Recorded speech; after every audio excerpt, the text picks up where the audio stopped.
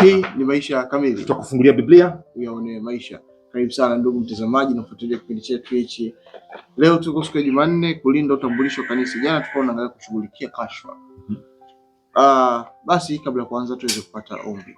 Mungu wetu wa mbinguni, tunakushukuru sana kwa kutupatia tena fursa hii ya kuja mbele zako. Asante kwa kutupatia jana namna gani ambavyo tunaweza tukashughulikia kashfa zinazotokea kanisani, ili kuweza kuboresha au kuchagiza umoja wa kanisa katika Yesu Kristo. Amen. Kwamba dhambi zisiweze kupewa kipaumbele au kuangaliwa kwa kufunikwa, bali ziweze kuonyesha uchungu wake, lakini kwa lengo la kurejesha mtu katika umoja huo. Amen. Basi siku ya leo tunaomba tena uongozi wako, tutakwenda kujifunza ni katika jina la Yesu Kristo tunaomba na kuamini. Amina. Amina. Sasa Bwana, utambulisho wa kanisa unahitaji kulindwa. Utambulisho gani? Unalindwaje? Twende tukamsikilize Paulo. Tumeona jinsi jana alivyotusaidia kushughulika na watu wanaochafua kanisa, kashfa zao. Sasa leo tuangalie anaongeleaje zaidi juu ya ulinzi wa utambulisho wa kanisa. Twende katika Wakorintho wa kwanza sura 5 mstari wa 11 alafu 6 mstari wa 9 na 10. Sisemi msichangamane kabisa na wazinzi wa dunia hii, au wenye kutamani, au wanyang'anyi, au wenye kuabudu sanamu, maana hapo ingewalazimu kutoka katika dunia. Lakini mambo yalivyo, naliwaandikia kwamba msichangamane na mtu aitwaye ndugu, akiwa ni mzinzi, au mwenye kutamani, au mwenye kuabudu sanamu, au mtukanaji, au mlevi, au mnyang'anyi. Mtu wa namna hii msikubali hata kula naye. 6 fungu ngapi? 9 na 10. Au hamjui ya kuwa wadhalimu hawataurithi ufalme wa Mungu? Msidanganyike, washerati hawataurithi ufalme wa Mungu, wala waabudu sanamu, wala wazinzi, wala wafiraji, wala walawiti, wala wevi, wala watamanio, wala wevi, wala watukanaji, wala wanyang'anyi. Alafu 6 mstari wa 6, bali mwashtakiana ndugu kwa ndugu, tena mbele yao wasioamini. Amina. Sasa kulingana na Paulo, kanisa ni jamii ya watu ambao wametoka ulimwenguni. Yapo wako ulimwenguni. Sawa. Wametoka, utambulisho wao ni kwamba wao ni wa Kristo, wake Kristo, kama ambavyo wana wa Israeli walivyotoka Misri walitambulika kama watu wa Musa.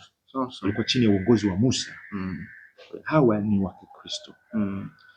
Sasa ukiwa ndani ya Kristo Yesu umevuka bahari ya Shamu, unafundishwa kuishi chini ya Musa, sio chini ya Farao. Kwa hiyo mambo ya Farao na tabia zake na nini unatakiwa kuachana, unatakiwa kuenenda na huyu. Kuenenda na Kristo au kuwa chini ya mamlaka haya. Sasa utambulisho kwamba wewe ni wa nani? Wewe ni wa Musa, wewe ni wa Kristo. Unaenenda katika Kristo. Sasa ikiwa kama uenendi, kanisa lina jukumu kushughulika na watu wa ndani. Anasema Kristo atahukumu ulimwengu. Sisi tumepewa kutoa hukumu. Je, tunaenenda katika Kristo?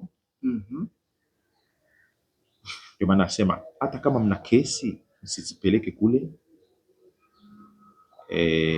mahakamani hadharani, kwa sababu hilo nalo linaaibisha kanisa, kwa sababu ninyi ndio mnaotambulika ndio wenye hekima.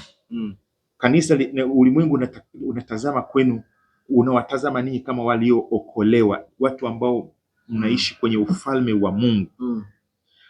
Sasa ninyi mmekosekana na hekima hadi mnaenda kuwafuata wao. Kwa hiyo kwa lugha nyingine mnadhalilisha utambulisho huo wa kanisa kama watu ambao ninyi ndio mnatakiwa kuwa judge.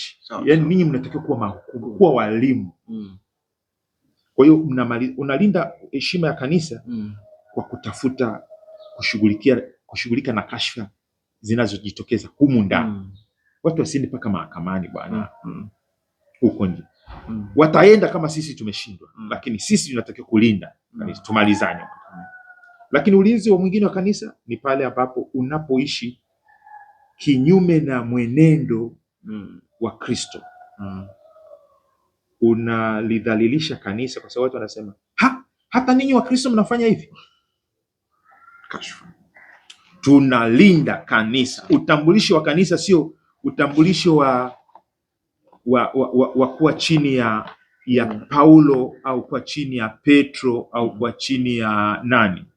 Maana unajua wakati mwingine tunatetea usabato, tunatetea utambulisho wetu katika Katoliki, utambulisho wetu katika sisi tunatetea Ukristo. Sisi wote tuko chini ya Kristo. Tunaishije? Na kama Wakristo tunasikilizana humu ndani. Kama Wakristo tunaenenda hivi. Kwa hiyo tunasaidiana kuendelea namna hiyo ili kulinda image yetu mbele ya ulimwengu. Hivi wewe mwanafamilia sio mwanafamilia? Umekosana wewe ndugu yako si anaitwa Agrey? Yaani mmeshindana pale ndani, ugomvi huko mtaani. Yaani watu wanasema yaani wewe unamsema mwenzako mtaani. Au unatafuta suluhu huko nje. Kwa lugha nyingine mnatoa siri. Hapo unakuwa umedhalilisha familia au hujadhalilisha? Sema neno. Kwa kweli nimeona ni mageni ambavyo Paulo anawasi wa Korintho kwamba kama ni kutafuta upatano na usuluhishi uanzie ndani, na ikianzia ndani ni njema zaidi, kwa sababu ule mtu umemfichia aibu yake kwa jamii na atathamini sana huu umoja na utazidi kuimarika zaidi kama sisi wenyewe tutasaidiana na kubebeana mizigo. Pendo stiri wingi wa dhambi. Na vijitabia unaona anakuaibisha ndugu yako, haendi sawa sawa na maadili ya nyumbani na nini, unalindaje heshima ya familia? Unailinda heshima ya familia kwa nimependa katika kosa unaenda kumuona, mnamalizana ndani, atembee sawa sawa na mila na desturi za humu ndani. Rafiki yangu, sisi hatuishi kama kisiwa tu. Sisi ni jamii ya waumini, ni washiriki wa kanisa, ni mwili wa Kristo. Kwa hiyo ukiona wenzako wanakufatafata, ni wanakupenda. Wanasema bwana, hizi tabia sio za hapa nyumbani. Ni upendo, kwa sababu sio tu wewe unaaibika, ni familia nzima inaaibika. Na ikiwa kama una ndugu yako ambaye kwa kweli anakuaibisha, hata unashindwa kujitambulisha mbele yake kwamba wewe ni ndugu yangu, basi unaweza kumfunika upendo ustili wingi wa dhambi, ukamwendea ukatafuta kuyamaliza ndani kwa ndani, badala ya kumsema mbele ya watu. Hata mimi namshangaa.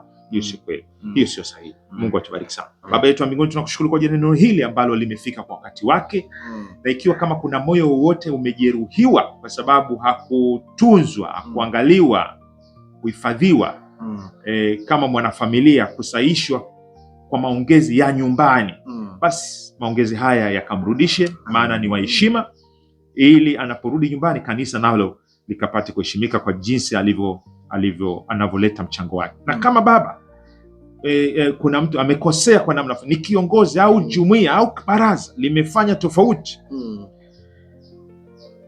neema yako inatosha, masahihisho yakafanyike, toba ya kweli kazae matunda ya umoja na usafi katika Kristo Yesu. Tulete tena kesho kwa somo lingine kwa jina la Yesu. Amen. Amen. Asante sana ndugu mtazamaji na mfuatiliaji kipindi chetu hichi. Tumefikia tamati siku ya Jumanne. Kesho Jumatano tunaenda kuangalia somo hili nasema dawa dhidi ya uasherati. Mimi ni Arnold Rubinza. Enos Makalindile. Kwa Dar es Salaam Temboni, karibu. Amen.